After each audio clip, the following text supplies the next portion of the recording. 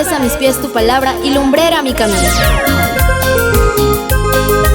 Crispi, Trinidad Divina, invita al gran evento espiritual por el lanzamiento oficial de la cuarta producción audiovisual del Ministerio de Alabanza y Adoración Hijas de Sión, Ambato, con el álbum titulado La Luz en mi senda.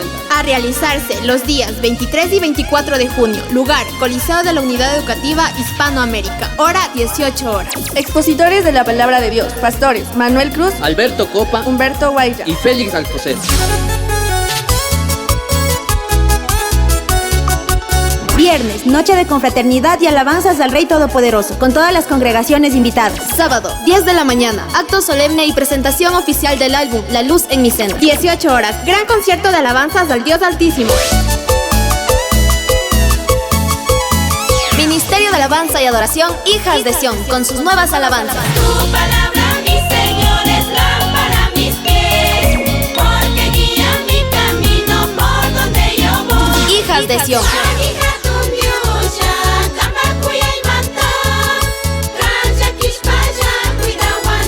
Y junto a ellas, Hijas del Rey, Riobamba.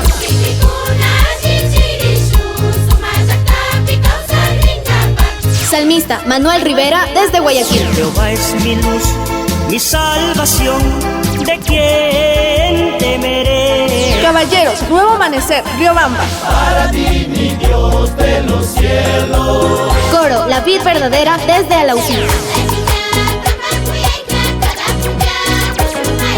Animador del concierto, hermano José Yacloa. Por lo cual, hacemos una cordial invitación a todas las congregaciones de la provincia de Tungurahua a ser parte de esta gran fiesta espiritual. Además, a las provincias de Cotopaxi, Chimborazo, Bolívar, Pichincha y Guayas. Este evento será transmitido a través de la radio 102.5 Nueva Revelación y todas las plataformas digitales. Ven y regocijémonos juntos bajo la bendición de Dios. No falten, les esperamos. Todos son bienvenidos.